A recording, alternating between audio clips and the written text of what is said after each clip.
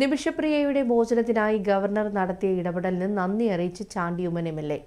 Governor മാനുഷികമായാണ് വിഷയം പരിഗണിച്ചതെന്നും ഇതൊരിക്കലും കേരളം മറക്കില്ലെന്നും അദ്ദേഹം പ്രതികരിച്ചു.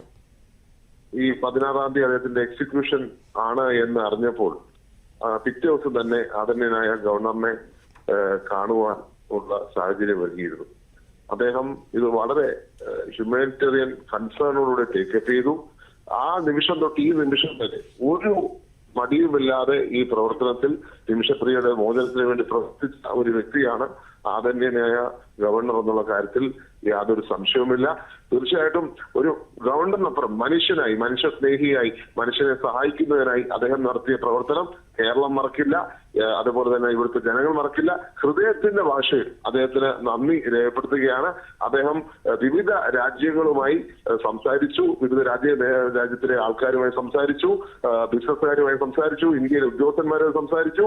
നിമിഷപ്രിയയുടെ മോചനത്തിനായി എന്തൊക്കെ പ്രശ്നം ചെലുത്താമോ അതൊക്കെ ചെലുത്തി എന്നുള്ളത് വളരെ സ്നേഹത്തോടെ ഈ അവസരത്തിൽ ഓർക്കുന്നു. ഹൃദയത്തിന്റെ ഭാഷയിൽ അദ്ദേഹത്തിന് കേരളത്തിന് വേണ്ടി നന്ദി പറയും.